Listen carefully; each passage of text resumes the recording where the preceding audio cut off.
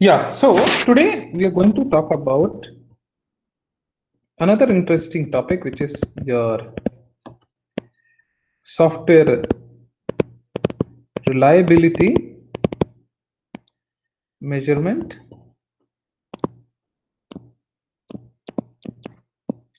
and prediction.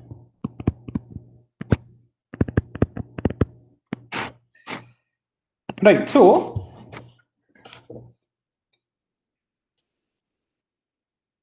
when we are saying that we are going to talk about software reliability, so the first point which comes to my mind is that sorry, what basically this reliability is.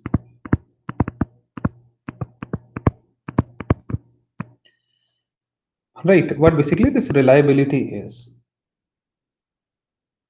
So basically, this reliability or software reliability, we can say,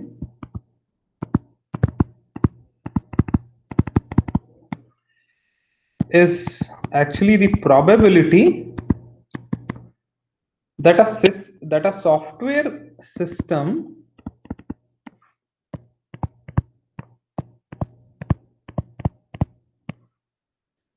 will function without failure,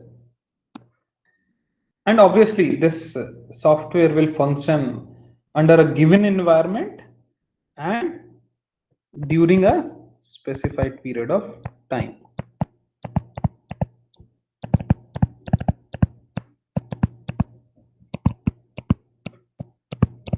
I hope everyone is with me in this particular definition, because we have already talked about software reliability. So,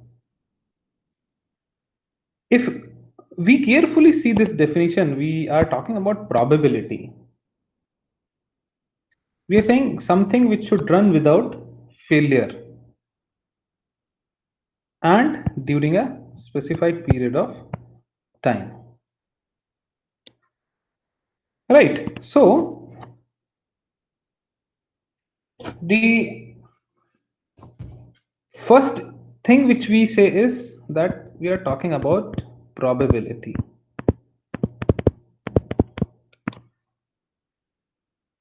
So that means we are not talking in terms about absolutes, because here we are saying we are looking for probability. So basically we are speaking about probabilistic events and its prediction. Plus the system may actually have higher or lower reliability in operation as well. And even then the reliability prediction can still be correct. Right? That depends on what kind of method we are going to follow. So the next thing is without failure. Right? That means you need a good definition of what a failure is and what basically it is not. Right? So for example, let's say let's take the same example of a telephone network which we took in case of 4+1 view architecture. So if suppose a call drops, right? So this particular thing is not considered to be a failure. Whereas if a network crashes, then obviously this is something which is a failure. And we also said that it should be under a given environment. Right. So this is something which is extremely important, because basically a system is designed and let's say tested on, let's say, Windows platform, and the same system might have a different behavior on let's say Linux platform.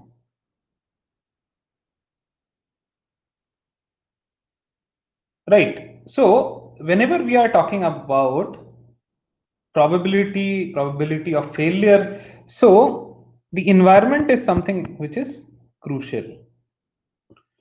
And the last part was this: during a specified period of time. Right, during a specified period of time.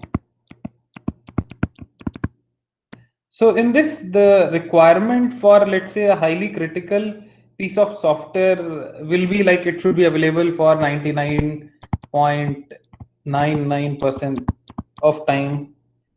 Right. Whereas for a second product where the product is not mission critical, so in that case, it might be on a very lower side.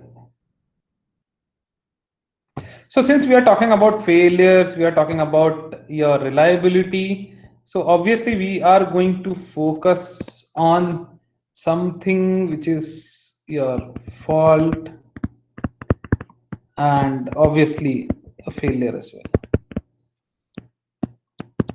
Right. So basically your faults are nothing but the defects in a system. You may say that, okay, in one of the courses you taught that, okay, your bug is something else, defect is something else, failure is something else. Here we are only talking about faults and failure because here we are talking in context of reliability. So faults are basically the defects, and your failure is something which occurs in an operation.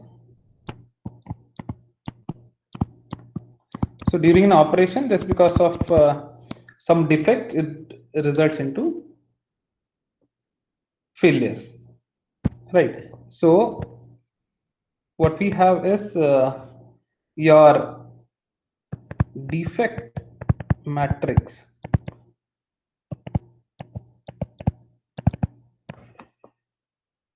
Right. This can measure your faults.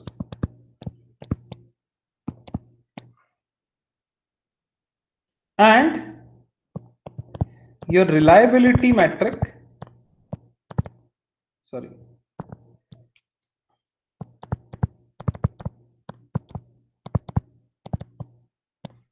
this can measure your failures.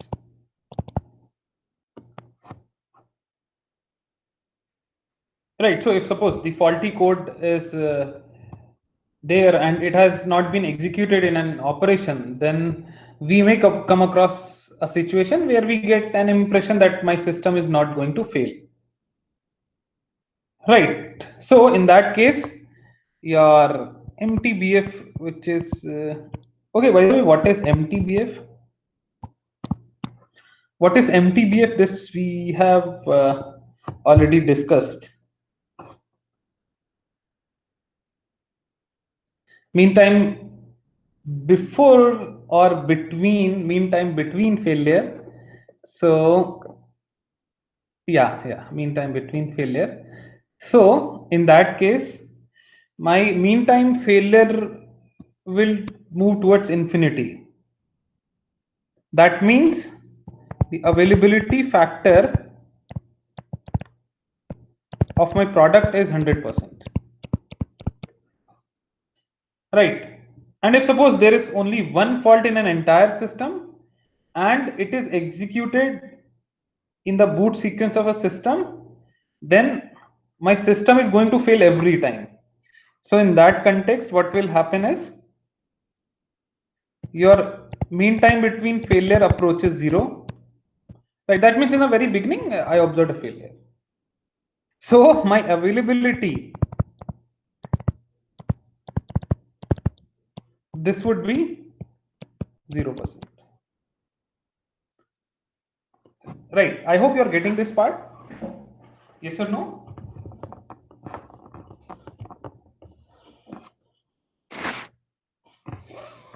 Okay, right. So there are two situations, right? Where on one side, uh, a particular program has some issues, but that code which is faulty is never executed. Right. In that case, still I'm getting this kind of availability. Whereas in some cases, there is something which is there initially. So in that case also, I'm getting a totally different situation.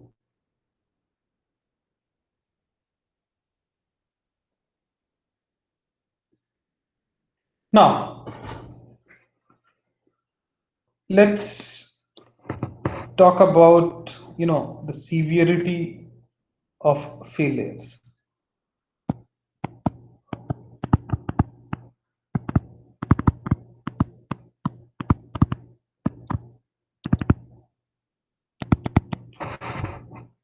Right, let's talk about severity of failures.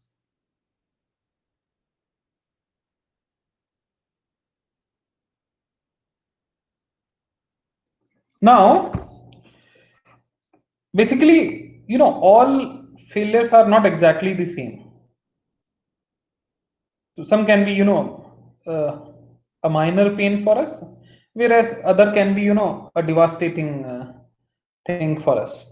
So we need to differentiate the different types of failures. And in that case, what we do is we define the class of severity of failure.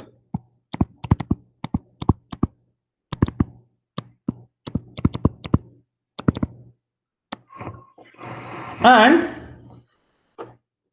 how to define it? That would be based on the cost of impact. It would be based on your user impact, how much it is going to impact the user,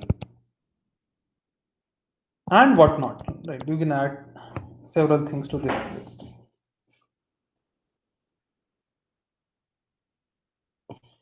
Right. So what we need to have is that, let's say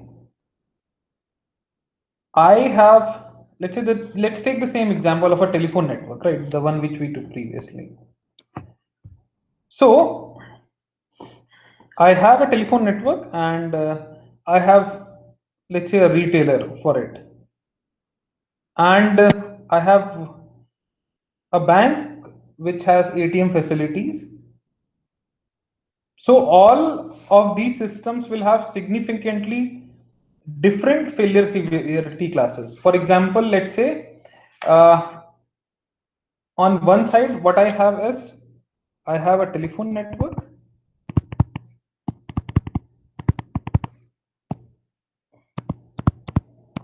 On one side, I have online retailer. On one side, I have ATM facility of a bank. Now, failure of the system for this will be different for this, and it will be different for this. Right, severity or the intensity, right, would be different for each of these categories, because for if this particular thing fails, this particular telephone network fails, in that case, two things, which is your online retailer and your ATM facility, gets impacted. So that means all the customers are getting impacted.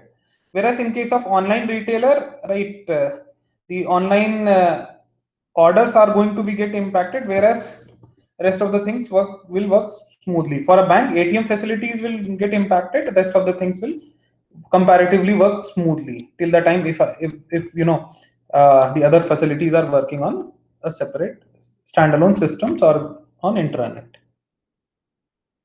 So once again, failure having different severity. I hope this particular part is clear.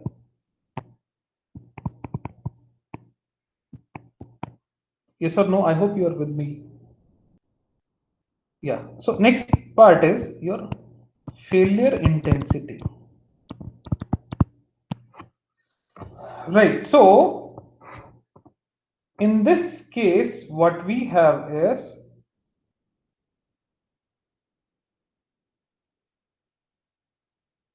your failure intensity is the number of failures per unit.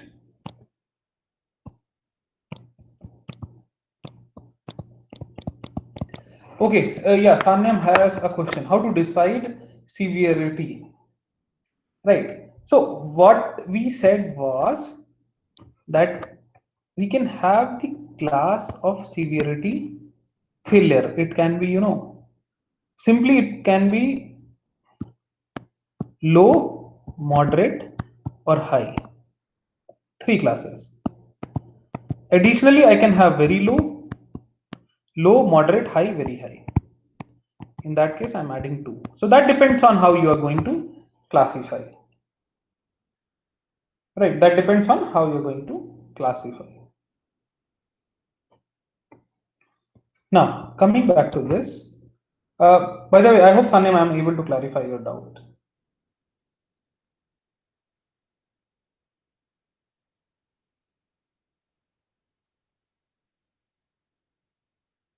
Okay, okay, Sanyam. Yeah, so here we were talking about failure intensity, where we said that it is the number of failures per unit. That means initially we are going to measure it per unit of time,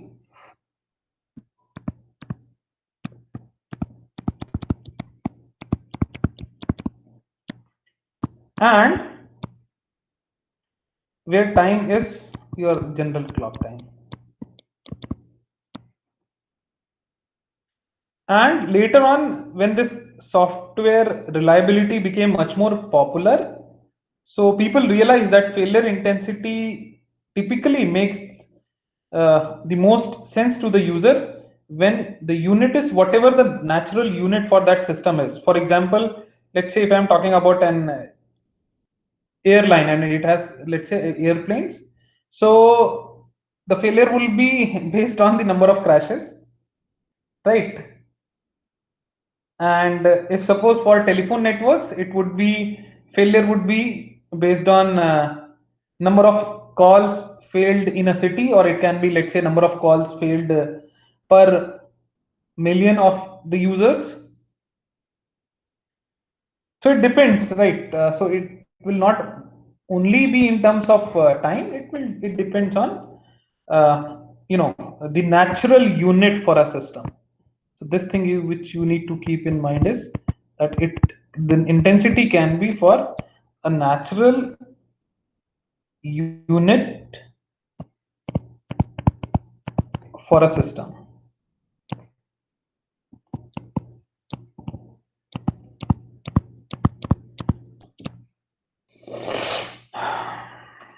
Now, next is your cost of reliability, right? So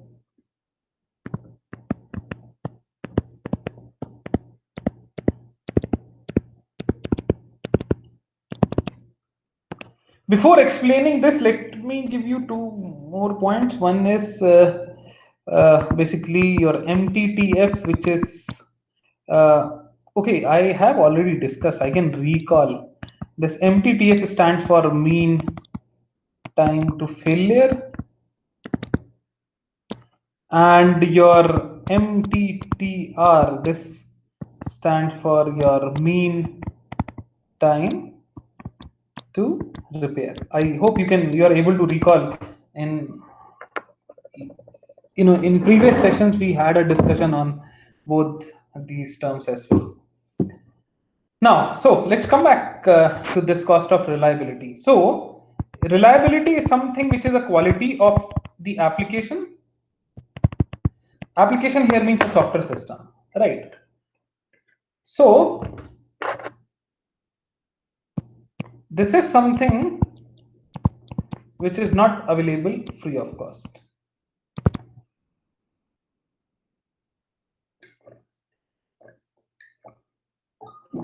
So this is not something which is available to you at zero cost.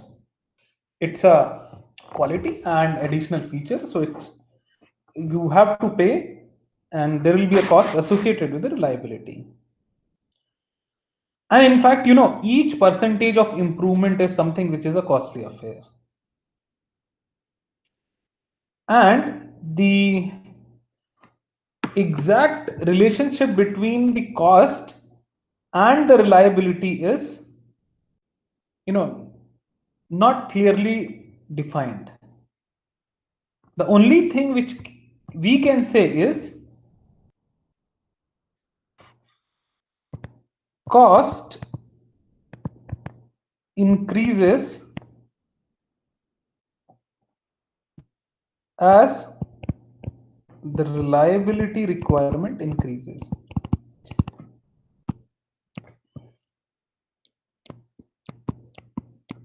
Right. So my cost increases as the reliability requirement increases.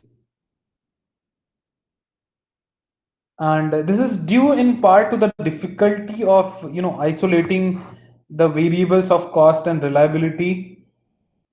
And when we consider the relationship, then we know that given a software project, if let's say if suppose I need to improve the reliability, so there will be several methods for achieving it, and that would involve additional testing, additional reviews, additional development, and all these things will require additional cost as well. That's why we say that cost increases as the reliability requirement increases.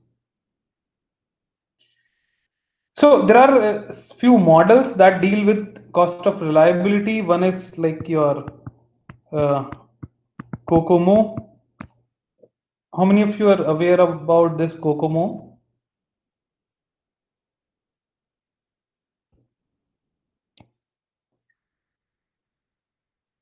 Any idea about this COCOMO model?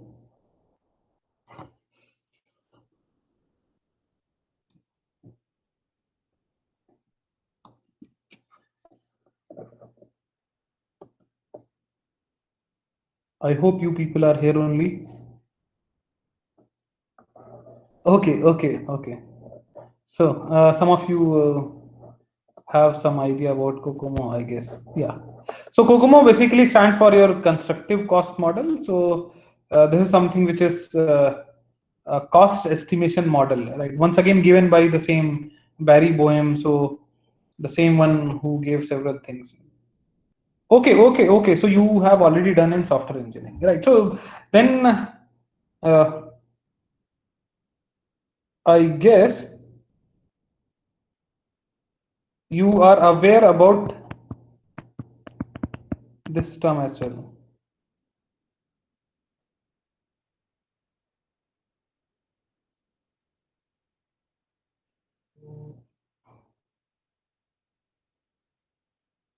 Yes or no? No. Okay, fine. No issues. So this is basically a cost factor, and it is nothing but the required software reliability. I don't know why it is called as this RELY really. So this is a cost factor, and this lies between your 0.82, the lowest one, to 1.26. So where your 1 will be something which is considered as a normal one. Right. So nominal means the moderate one. That means easily recoverable losses.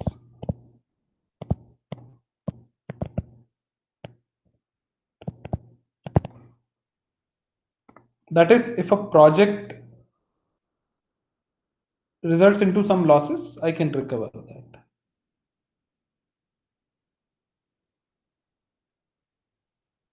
Right. So what I have is, let's say, I have a system. Let's say I have a system S, and I need to have the availability index for it.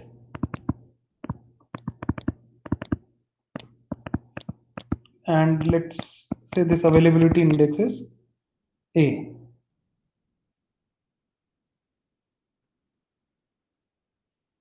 So this availability index is a relationship between system availability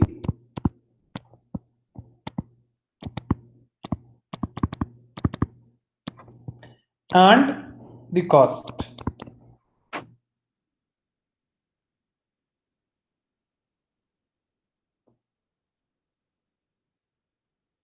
Right. This is a relationship which is a logarithmic relationship. So let's say this relationship is nothing but R. So your R will be a logarithmic relationship between the system availability and the cost. So that would be, since it's in terms of log, it is e to the power minus t upon m t t f. Right. Yeah, okay. Sanyam has at one point. Yeah. Correct. So your relationship is given by e to the power minus t upon mttf, and your availability index is given by mttf upon mttf plus mttr.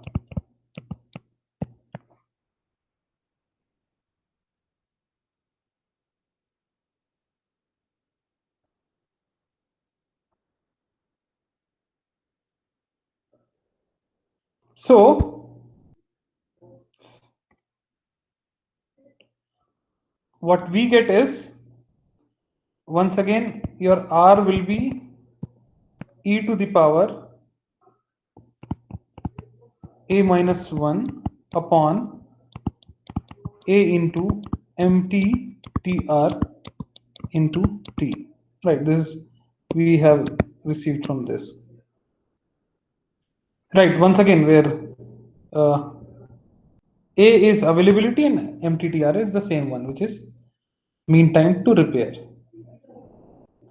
Now, later on, we can transform the data points into, reliability versus the investment chart. So what we see is, right, I have, on this side I have reliability, on this side I have investment, that can be, in dollars or rupees. And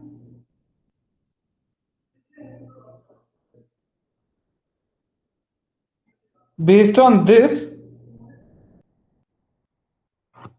what we get is, we can write it in a form of R equals to e to the power minus k c t upon e, where your k is the scaling concept. Yes, and t is in denominator. So how did we? Okay, using last two. Yeah, using last two. So that using last two. So k is nothing but your scaling factor. C, yeah, I had informed no here. C, I jumped 2 3 steps, right? So there was a confusion. C is nothing but the complexity, and your E is the additional effort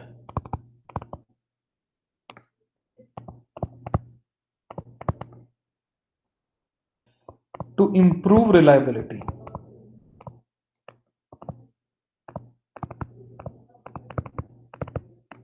So from this,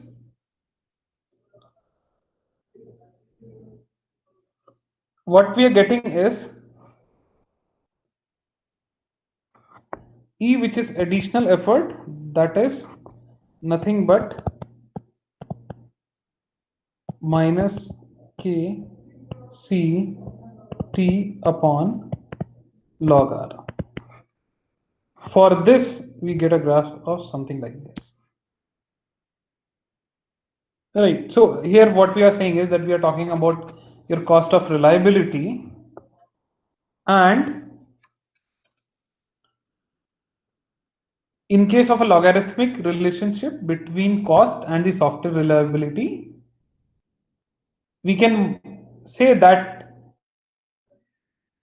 if you are using the COCOMO factors and if we tune it for our environment, what we can get is like we can use 25% more effort for high reliability system and 20% less for, let's say, where the reliability is not that crucial, right? Where the reliability is not that crucial. Any doubts up till now?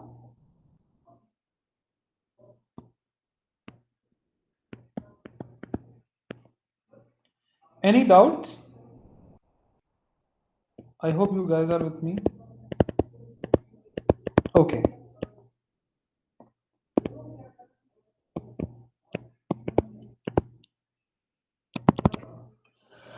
Now, next is your software reliability theory.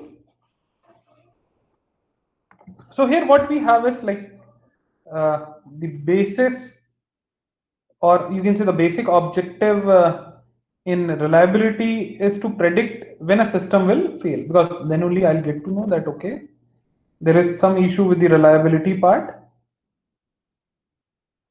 In that case, what will happen is that in order to predict when a system is going to fail, I'll come up with a software reliability theory. Now, this software reliability is somewhat similar to hardware reliability, you can say. Right, where in case of hardware reliability, my hardware components may wear out, and that can be due to, let's say, physical damage, overheating, and whatnot. And softwares, we can use the same basic approach where, in fact, we don't have the physical issues. But yes, in case of a probabilistic model, I can have a probability distribution function to give an idea about the reliability factor. Right. So what we have is we can have a software reliability theory as well, where I can go for uniform and random distributions.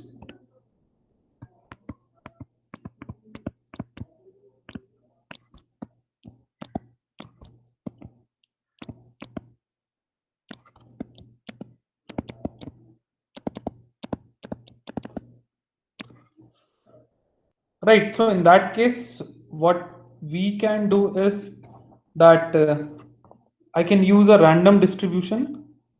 So where what we can do is that I can go ahead with exponential distribution or maybe a random distribution, then in that case I can go ahead with f of t, which is equals to lambda e to the power minus lambda to t. So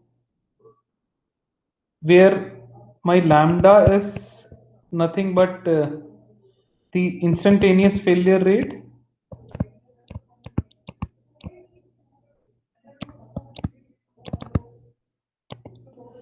and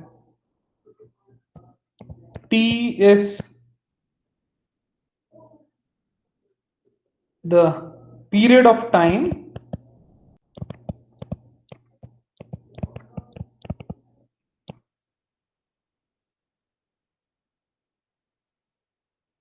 given that the system has not failed before it, right? Period of time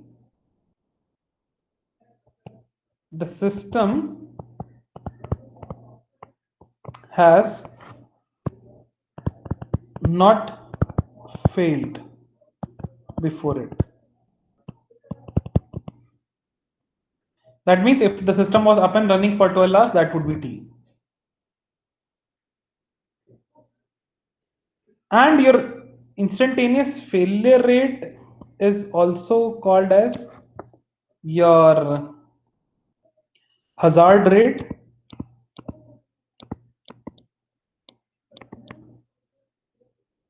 And it is nothing but the reciprocal of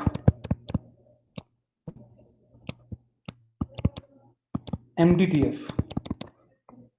That means lambda is also equals to 1 upon MTTF.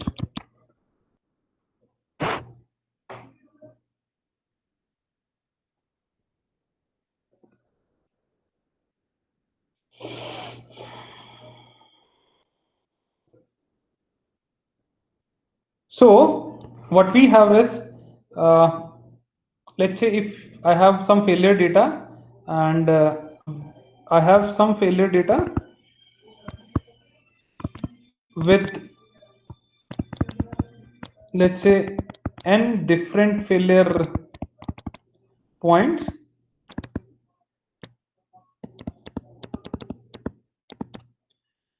starting from let's say T1 to Tn. In that case, my MTTF will be equals to summation of your I equals to 1 to n Ti upon n. And let's say if I have a probability distribution Ft, then my MTTF will be equals to the expected value of f of t. So my MTTF will be equals to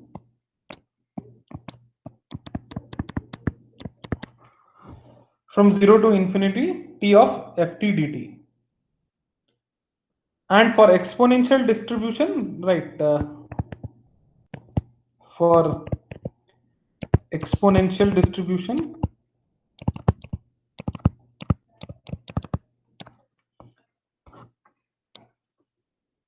what we can do is, I guess I don't need to throw some light on exponential distribution once again. This will be lambda t e to the power minus lambda t dt, which is equals to 1 upon lambda.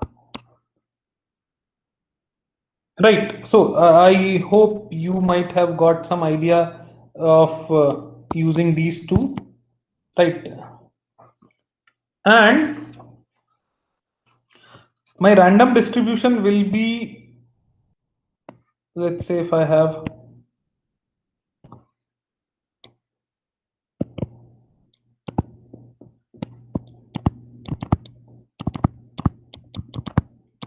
t t on this end and lambda on this end. So what I have is, I have something like this. Right. I have something like this. See, there is a difference between random distribution and exponential distribution, and we are playing between these three things. Right. So let's take one example, right? So then things will be much more clearer. Right. Let's say there is a system which periodically fails, and I'm tracking it for a period of 1 month. So let's say it fails on, let's say, date 2, 7, 10, 16, 22, 31 also.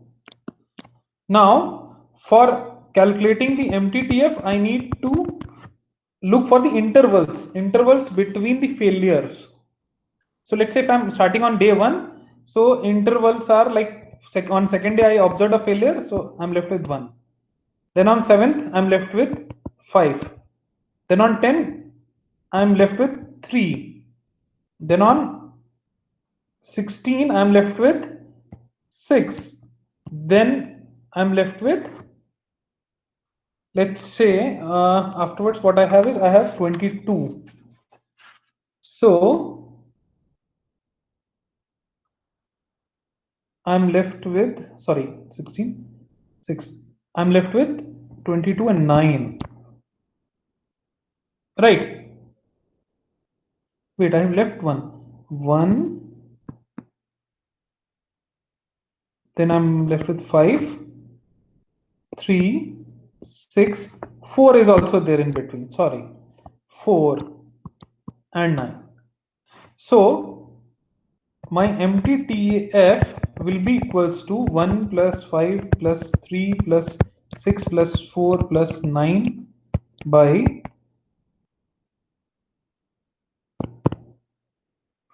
6. So how much I'm getting? 5, 3, 8, 9, 15, 19, 38 by 6 equals 6.67. Sorry, 6.63, I guess. 6.63.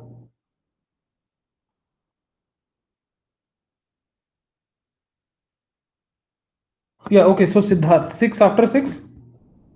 6 after 6. Okay, 16, 6. Anyways, okay, fine. So this needs to be 6.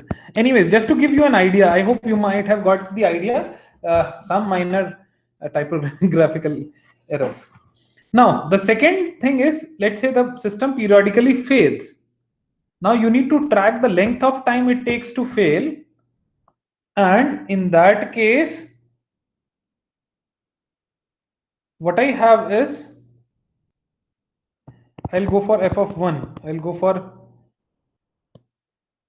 f of 2 up to last one, which is f of 6.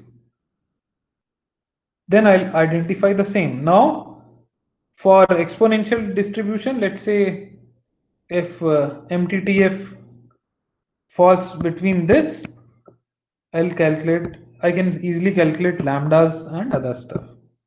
Tanveen has some figure 153669. Okay, same thing. Okay, sorry. Yeah. I hope now the doubt is clear.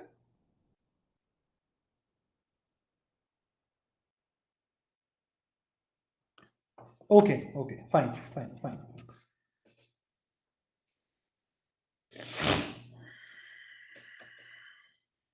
Now, there are some more calculations where the next thing is, I can calculate the reliability function. Right, I can calculate the reliability function, and I can also go for calculating the probability of failure. So what we have is, for the reliability theory, we have f of t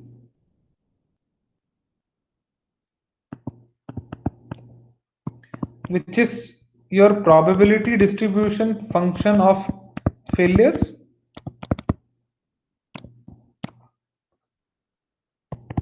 your capital F of t is probability of failure by time, let's say time t. I have let's say R of t, which is probability of no failure, right? I can also have that thing, but you might have got some idea that there is a direct relation between these two, which you might have got the exact idea by this time. Failure by, let's just same time t, right? So if there isn't any failure, so that would directly get from there. We can directly get from this thing. So what we have is, let's find the relationship f of t is equals to integration of 0 to t f of t dt. See, simply what we are trying to do is we are trying to find the area under the curve that is going to give me, and that's what the integration does, right? And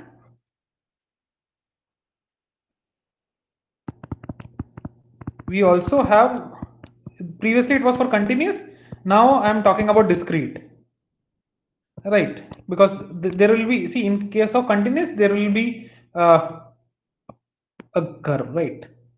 And in case of, sorry, curve, in case of discrete there will be several bars, right? So I need to go for this particular part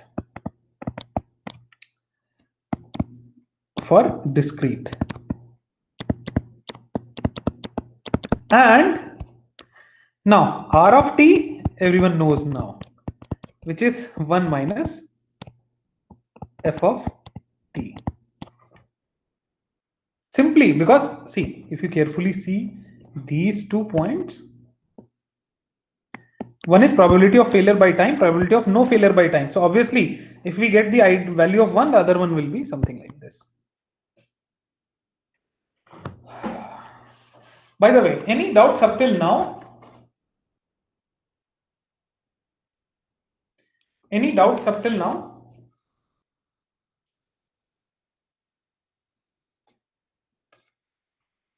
Okay. Now, next thing is your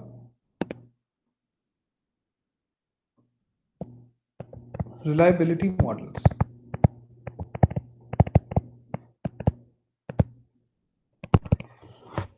Right. So, shall we start the reliability model today only, or you want this topic to be started from the next class?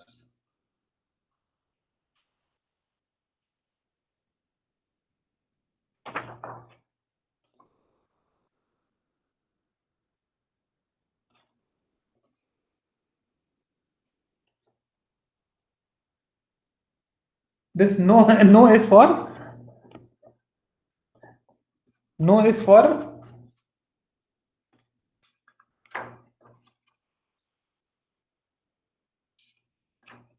okay, fine. So we'll talk about the reliability models in the next class, and so let's you know, finish this particular thing. I'll share the video recording as usual in the same playlist, so you can go ahead with that as well. Right. So see you on Tuesday.